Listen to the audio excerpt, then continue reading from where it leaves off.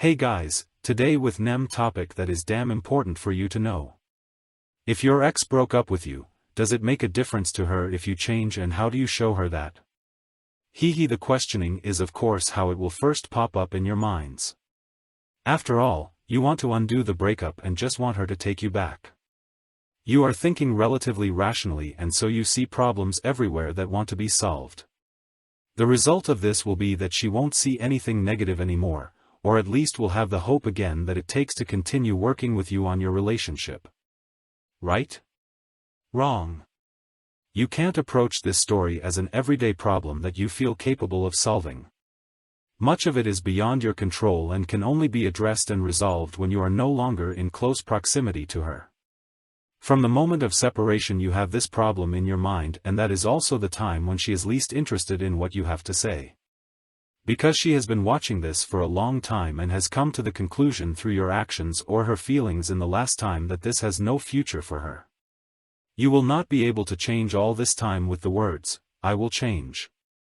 No one will believe you at that moment, and if you take yourself out of the situation and think about why, then it shouldn't be a miracle. No one changes just like that from one day to the next. Then you would only do it for them, and that is unattractive. Nobody wants you to change or pretend because of him, if it has to come from you and you have to want and do it authentically. And at that moment they don't feel for you what they used to feel. Accordingly, the promise to change for them is not worth more than you would want to change for the iguana in the pet shop around the corner. It's missing the reality. You say, that's it. There's nothing to negotiate. The only people who negotiate in that case are dependent on them, and you don't want someone like that as an equal partner. A relationship consists of two partners who both want it.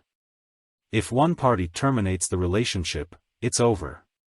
Negotiating, begging, or anything else is unnecessary and only leads to the fact that she can no longer take you seriously. And she doesn't want anything from someone like that except distance. Continue with the text. Now you are standing there, you have accepted the breakup, you are halfway back in your life and you have understood her problem with you or your relationship.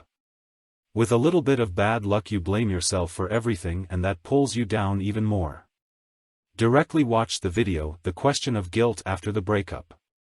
In any case, at some point you will reach a point where you think to yourself, you have to sort out the problems, then you will become interesting for her again, or you will have a chance again only from that point on. To the latter, yes, depending on the problem and the severity of the problem, this can actually be the case. But there are also problems that you create for yourself or that look worse with your low self-esteem than it really is the case. Basically, I say, if you know what caused your last relationship to fail and it had something to do with you, then work on it. It can only help you to compensate for such mistakes or personal deficits. But do it for you and not for your ex, because you are guaranteed to be around in the future. Your ex, maybe. It depends on whether you put yourself in the best possible position and what happens in her life. Anyway, it improves your chances, you are right about that. But, and this is a big but, not now. Not at the breakup, not soon after the breakup, and not when you think you are ready to show her. You underestimate the effect that solving the relationship problems will have on your ex. You are still thinking, problem solved, now you can move on. The relationship is over. Period. You don't just pick up where you left off. Her feelings were not on pause or can be retrieved from before just because you think it is time now. She will not have enough attraction to you. What do you guys base that on? She didn't contact you of her own accord and show interest in you and your life. Under this action of hers, you don't need to put anything of what you are doing in the limelight or try to show it to her. Because what would really have an impact on her or impress her, without enough attraction and interest, will cause it to be waved off and taken for granted. Yeah, great that he's doing well again. Had to happen sometime. He has no more contact with his ex either. Good for him, and especially his next one, who doesn't have to go through this crap I had to put myself through. That's how exes think then. You are no longer the person they need, expect, or want validation, attention, or anything else from. They may have someone else for that now. But maybe they just look at it negatively on their own. After all, you are now changing without them. Why didn't that work when they brought it up? It was obvious, or you should have fucking noticed that they were doing badly in the relationship with it. Any way you slice it, due to their lack of attraction to you, which is clear because that's what broke them up with you, the feelings aren't there like they were back then and nothing good will come of anything from your side.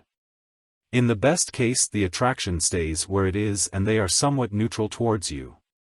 Then you get halfway nice answers, but that is not worth more to them. They are only nice.